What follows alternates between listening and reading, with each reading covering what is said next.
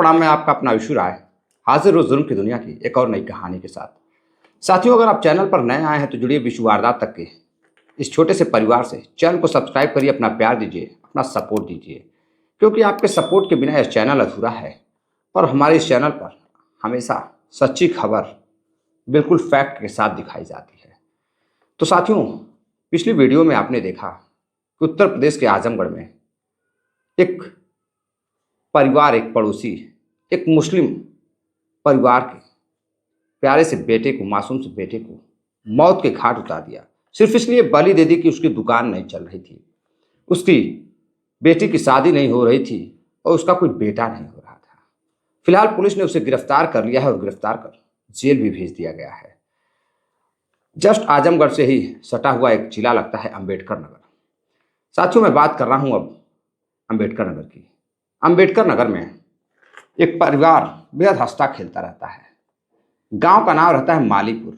मालीपुर में परिवार के जो मुखिया रहते हैं, जो उनका परिवार रहता है, वह बेहद दयालु किस्म के रहते हैं, बेहद ईमानदार। गांव में काफ़ी अच्छा व्यवहार रहता है। उनकी एक प्यारी सी बिटिया रहती है, सृष्टि। सृष्टि बेहद मासूम सी लड़की, बेहद प्यारी। 12वीं क्लास में वो पढ़ाई कर रही थी। इधर रोजाना की तरह अपने घर से 27 सितंबर को साइकिल से घर से स्कूल के लिए निकलती है, लेकिन वो स्कूल नहीं पहुंचती है। दोपहर हो जाता है, शाम हो जाता है। जब सारे बच्चे छुट्टी होने के बाद घर आ जाते हैं और जब सृष्टि घर नहीं पहुंचती है तो उसके परिवार वाले सृष्टि को ढूंढने के लिए निकलते हैं। सबसे पहले माँ सृष्टि के स्कूल में फ़ोन करती है तो पता चलता है कि वो तो आज स्कूल ही नहीं आई थी। आज सुबह से वो स्कूल में दिखी ही नहीं, वो तो आज एब्सेंट है। अब माँ डर जाती है कि आखिर उसकी बेटी गई तो गई कहाँ। आसपास के लोगों से पूछताछ करती है, पड़ोसियों से पूछती है, रिश्तेदारों को खबर करती है कि शायद रिश्तेदार के यहाँ गई हो, लेकिन कहीं कुछ पता नहीं था। पूरे गांव में उससे खोजबीन की गई थी, लेकिन कहीं कुछ पता नहीं चलता है। अब इधर महिला काफ़ी परेशान हो जाती है। सृष्टि की माँ, परिवार परेशान क्यों ना हो, घर से उनकी नौजवान बेटी जो गायब थी।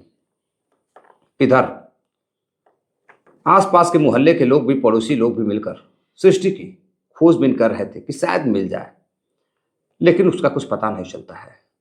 तभी एक महिला को धान के खेत के पास एक लाश दिखाई देती है। जब उसके पास वो पहुंचती है तो देखती है कि जो लाश है वो किसी और की नहीं है, बल्कि उसी मासूम सी बिटिया सृष्टि की है। सृष्टि अब इस दुनिया में नहीं रही। सृष्टि के शरीर पर फटे कपड़े थे, अर्धनग्न अवस्था में बॉडी थी और उसकी मौत हो चुकी थी। इधर जैसे ही वह महिला उस सृष्टि की बॉडी को देखती है, वह चीखते हुए, चिल्लाते हुए लोगों के पास दौड़कर जाती है, गांव वालों को बताती है। कुछ ही देर में बात आग की तरह गांव में फैल जाती है। देखते ही देखते गांव वाले उस खेत के पास जाते हैं। माँ भी पहुंचती है और जब अपनी बेटी की लाश को देखती है तो जोर जोर से चिल्लाने लगती है, चीखने लगती है। परिवार के लोग भी चीखने चिल्लाने लगते हैं। अब फौरन ही पुलिस को सूचना दी जाती है। मौका वारदात पर पुलिस पहुंचती है और पुलिस पहुंचने के बाद जांच पड़ताल करती है, बॉडी को अपने कब्जे में लेकर पोस्टमार्टम के लिए भेज देती है।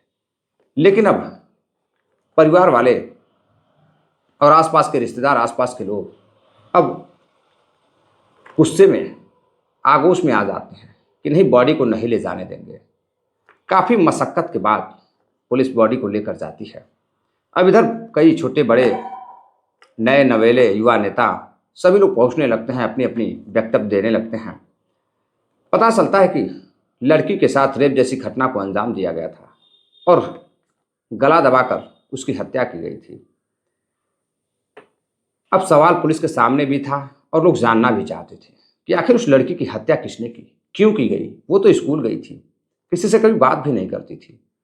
इधर घर वाले भी परेशान थे, जमावड़ा लग रहा था, लोग तरह तरह की बातें कर रहे थे, तरह तरह का अंदेशा लगा रहे थे। गांव में तरह तरह की चर्चाएं हो रही थी कि दलित बिटिया के साथ कुछ दबंगों ने मिलकर उसका शोषण किया है। उसके बाद पहचान न होने के कारण, कहीं पहचान न हो जाए इसलिए सृष्टि का गला दबाकर हत्या कर दी होगी।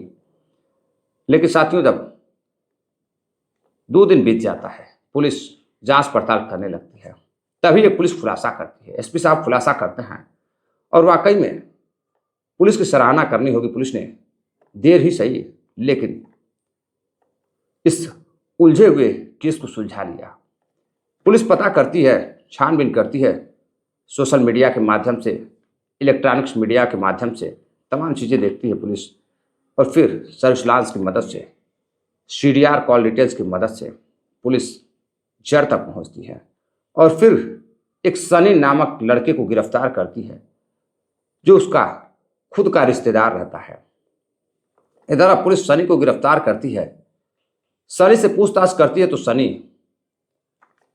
अपनी करतूत को छुपाने की कोशिश करता है, अपने अपराध को छुपाने की कोशिश करता है, लेकिन पुलिस उसे गिरफ्तार कर लेती है। और पुलिस जो खुलासा करती है उसे सुनकर सभी हैरान रह जाते हैं। दरअसल साथियों, सृष्टि की चचेरी बहन की शादी पास के ही एक गांव में हुई थी। उसका एक देवर जिसका नाम सनी रहता है। सनी अक्सर परिवार के बीच में आया जाया करता था, हमेशा आना जाना उसका लगा रहता था। सनी की नज़र एक दिन पड़ती है सृष्टि पर। सृष्टि बेहद ही प्यारी, बेहद ही खूबसूरत रहती है। एक बार सृष्टि से उसे प्यार हो जाता है और सृष्टि की भी दिल सनी कुमार से लग जाता है और सनी कुमार से बेहद मोहब्बत करने लगती है। धीरे धीरे अब सनी उसके घर आता था और छुप छुप कर उससे मिलता था, बातचीत करता था। साल दर साल महीने गुजरते गए। एक दिन सृष्टि बातचीत करती रहती है। सृष्टि उससे कहती है कि देखो, मैं तुमसे बेहद मोहब्बत करती हूँ, मैं तुमसे शादी करना चाहती हूँ। लड़का बार बार टालता गया। सृष्टि बार बार यही बात उससे कहती गई, लेकिन सनी किसी और लड़की से प्रेम करता था, उसके साथ भी बातचीत करता था। अब यह बात सृष्टि को पता थी या नहीं, यह तो सृष्टि के साथ ही यह बात दफन हो गई। लेकिन सनी बातचीत करता है और फिर 26 सितंबर को तकरीबन रात 10 बजे के आसपास दोनों के बीच सोशल मीडिया के जरिए वीडियो कॉल पर बात होती है। दोनों जी भरकर बात करते हैं। फिर सृष्टि कहती है कि मैं तुम्हें बेहद प्यार करती हूँ, मैं तुम्हारे बगैर नहीं रह पाऊंगी, मुझे तुमसे शादी करनी है। अब सृष्टि शादी का दबाव बनाने लगती है। इधर सन्नी कुमार को लगता है कि अब दबाव ज़्यादा बना रही है, इसका कुछ करना होगा। इधर सनी अब प्लान बनाता है और सनी प्लान बनाता है और कहता है कि एक काम करो, कल स्कूल पहुंचने से पहले मुझसे मिल लेना, मैं तुम्हें सरप्राइज दूंगा, मैं तुमसे बात करूंगा। इधर लड़की तैयार होती है, बिल्कुल खुश थी, और फिर पहुंचती है। और जैसे ही पहुंचती है, सनी उसे एक खेत के पास बुलाता है। वहां बुलाने के बाद सनी उससे बातचीत करता है, रेप जैसी घटना को अंजाम भी देता है, और फिर उसके साथ संबंध बनाने के बाद उसकी टाई से उसको झांसे में लेकर प्यार मोहब्बत भरी बातें करके उसका गला दबाकर उसे मार डालता है। वो चीखती चिल्लाती, बचने की कोशिश करती, लोगों से गुहार लगाने की कोशिश करती, लेकिन उसकी आवाज़ बाहर नहीं जा पा रही थी। उस मासूम सी बिटिया की आवाज़ बाहर नहीं जा पा रही थी, कोई उसे सुन नहीं पा रहा था। इधर सनी अपने काम को अंजाम देने के बाद सोचता है कि अब तो काम हो चुका है, अब तो उसे कोई नहीं पकड़ सकता है। दरअसल साथियों, कत्ल के दिन वह फ़ोन अपने घर पर रख के आया था और ज़्यादा से ज़्यादातर वह सोशल मीडिया के जरिए बात करता था और चैट को डिलीट कर देता था ताकि किसी को कुछ पता ना चले। लेकिन उस दिन वह सातिराना दिमाग लगाता है और फिर अपने फ़ोन को घर पे रखता है और सोचता है कि अगर उसकी मौत की खबर भी किसी को मिलेगी तो वो गिरफ्तार नहीं होगा, पुलिस उस तक पहुंच नहीं पाएगी।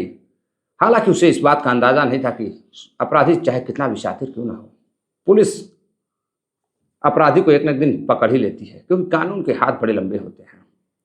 आज की इस इलेक्ट्रॉनिक्स सोशल मीडिया के ज़माने में, आधुनिकता के ज़माने में कोई बच नहीं सकता है।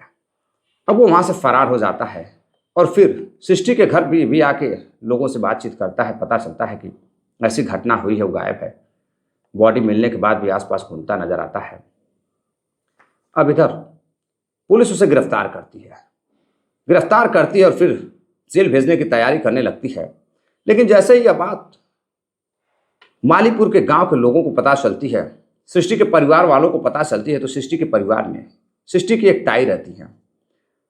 ताई यह बात मानने से इनकार कर देती है। उनका कहना रहता है कि पुलिस ने झूठी कहानी लिखी है, मनगढ़ंत कहानी लिखी है। सनी काफी अच्छा लड़का है उसका, इससे कुछ लेना देना नहीं है। अब इधर लड़के का जो परिवार है, सनी का परिवार, वह भी यही बात कह रहा है कि पुलिस झूठा केस में फंसा रही है, ऐसा कुछ भी नहीं है। लेकिन एसपी साहब ने जो बाइट दी है, जो सबूत इकट्ठा किए हैं, उससे साफ साफ नजर आ रहा है कि कहीं ना कहीं असली अपराधी सनी कुमार है, क्योंकि पुलिस के पास साक्ष्य हैं, चैट है, तमाम चीजें हैं। अब इधर परिवार सवाल खड़ा कर रहा है, लोग सवाल पुलिस के ऊपर प्रश्न चिन्ह खड़ा कर रहे हैं कि पुलिस अपना काम सही ढंग से नहीं की है, जल्दीबाजी में की है, आरोपी कोई और है। अब परिवार वाले उच्च स्तरीय जांच की मांग भी कर रहे हैं। फिलहाल सनी कुमार को गिरफ्तार कर सृष्टि मर्डर केस में जेल भेज दिया गया है। तो साथियों, ये थी पूरी कहानी। आपको क्या लगता है कि सृष्टि का मर्डर सनी कुमार ने ही किया है या फिर किसी और ने किया है, या फिर इसमें किसी और की भी साजिश है? अपनी राय कमेंट बॉक्स में जरूर करिएगा, ताकि हमें भी आपकी राय पढ़कर कुछ सबक, कुछ सीखने को मिलेगा, ताकि हम भी समझ सकें कि असली कातिल सनी कुमार ही है या फिर इसमें और कुछ राज छिपा हुआ है। तो साथियों, मिलते हैं एक और नई कहानी के साथ। तब तक के लिए जय हिंद, नमस्कार।